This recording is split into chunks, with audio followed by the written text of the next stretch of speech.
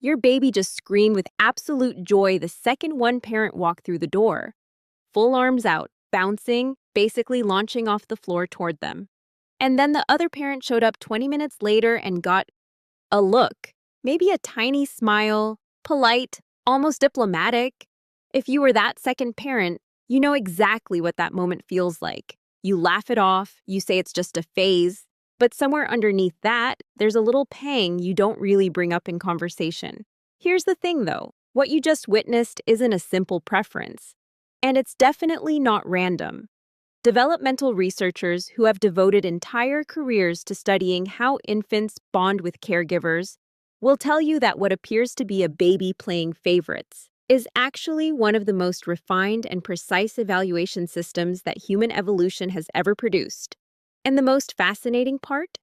The baby running this system has absolutely no conscious awareness that they're doing it at all. So let's talk about the assumption most people make first, because it seems completely logical on the surface. The baby obviously prefers whoever spends the most time with them, right? Whoever feeds them, rocks them to sleep, handles the most diaper changes. More hours invested equals stronger bond. That has been the dominant belief in parenting circles and even in early developmental psychology for a very long time. The more you do, the more attached they become. Simple math. Except researchers actually went and tested this properly.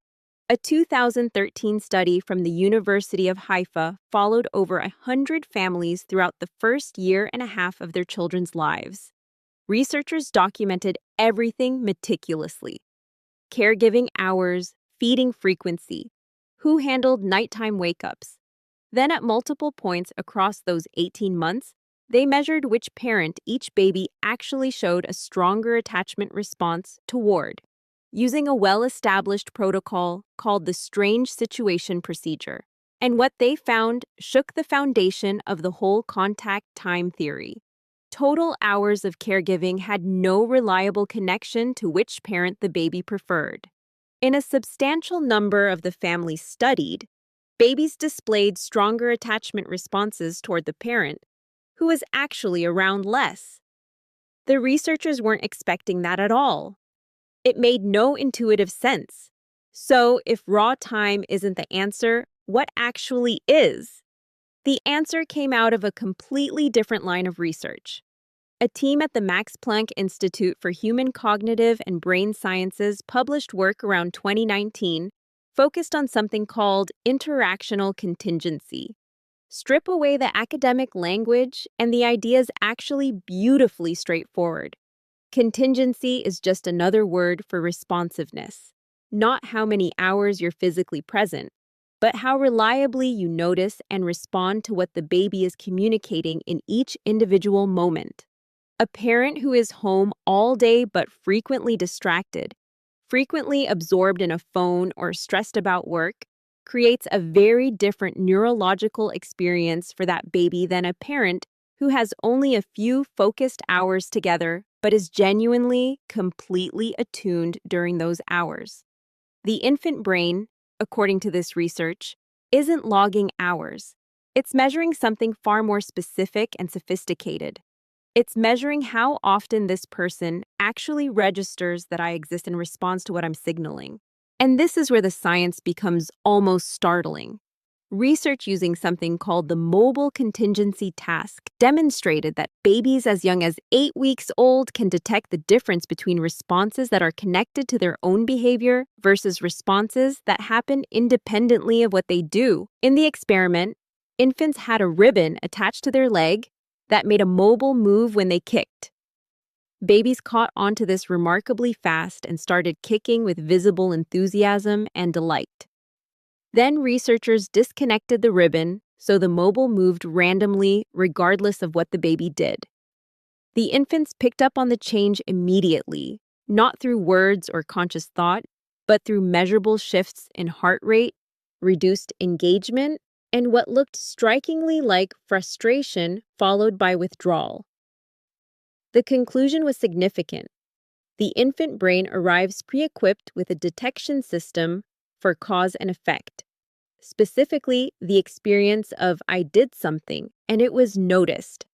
Every single interaction a baby has with a caregiver runs through that same built-in system. When one parent consistently picks up on the subtle signals, the tiny facial shift before a real cry, the specific kind of reach that means I want to be held versus I just want you nearby, that parent builds up something researchers call felt security. Not an abstract emotional concept, but a neurologically encoded certainty that this particular person tracks me reliably. The baby reaching dramatically across the room for one parent isn't being sentimental. They're acting on an evaluation they've been quietly running since their earliest weeks. I've linked a resource in the description that I think you'll find really helpful. Now, here's a layer that catches most parents completely off guard. This preference isn't permanent, and the way it shifts across different developmental windows tells us something genuinely remarkable about how early cognition organizes itself. Researchers tracking infant behavior at the University of Minnesota's Institute of Child Development documented a consistent pattern. Somewhere between 6 and 9 months, most babies lock in strongly around one primary attachment figure. This aligns directly with the peak period of what we call stranger anxiety, and it corresponds to a significant reorganization happening inside the infant brain. The brain is actively sorting the social world into categories: familiar versus unfamiliar, safe versus uncertain. The preference for one parent during this window isn't really about that parent specifically. It's about the baby's brain drawing a boundary around everything it has classified as known and moving toward the center of that boundary whenever the environment feels unpredictable or overwhelming.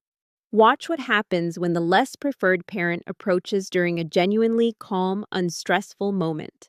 The intensity of the preference drops noticeably. It spikes back up when the baby is tired, overstimulated, or unwell. What looks like a love ranking is actually a threat assessment operating in real time. So, if you're the parent getting the polite smile while the other parent gets the full theatrical welcome home performance, your baby isn't dismissing you. They are using their relationship with you to practice something irreplaceable. They're learning through you that the world beyond their innermost circle of safety is also navigable. That unfamiliar can become familiar. That new can become safe. You aren't second place. You're teaching an entirely different and critically important lesson. One thing worth knowing, because healthy attachment preference has a recognizable pattern. And when that pattern is absent, it genuinely matters. Normal parental preference is flexible during calm periods and intensifies under stress. A baby who clearly favors one parent should still be consolable by the other parent. Eventually, should still engage and play freely with the other parent in relaxed situations, and should show emotional recovery when the preferred parent returns after being away. What draws the attention of developmental pediatricians is something different. A baby who cannot be soothed by either parent. A baby who responds the same flat way to both caregivers and to strangers. A baby who doesn't seem to track either parent's face with any particular interest or recognition. These patterns, according to researchers at the National Institute of Child Health and Human Development, can signal disruptions in how the baby's nervous system is processing social information. This has nothing to do with the quality of parenting and everything to do with neurological processing. Early identification before 12 months opens up intervention possibilities that simply aren't as effective if you wait until toddlerhood. So trust what your gut is telling you. You are the most consistent observer of this child on the planet. When something feels genuinely off rather than just different, it is always worth following up. What you're actually watching when a baby stretches toward one parent with complete single-minded certainty is not favoritism in any emotional sense. It's a brain that has been silently running a continuous evaluation since before it could even lift its own head. A nervous system that has cataloged thousands of tiny moments of being seen, responded to, or missed, and built from all of that a detailed internal map, of who perceives me most clearly and consistently. This is the most sophisticated thing a young organism can do. It ranks the world by how safe each part of it feels, then leans toward whoever has most reliably made it feel that way. That is not rejection, that is extraordinary precision. And honestly, it might be the most honest thing any human being ever communicates to another person in their entire life. If you've been the non-preferred parent and something in this video shifted how you're thinking about it, drop a comment below. More people are in that position than anyone openly talks about. And the actual science behind it is far more interesting than the usual explanations give it credit for. And if you want to dig into why babies cry the instant one parent leaves a room, but seem totally unbothered literally 2 minutes later, that one is coming up next. The neuroscience behind it is not what most parents expect. I've linked a resource in the description that I think you'll find really helpful.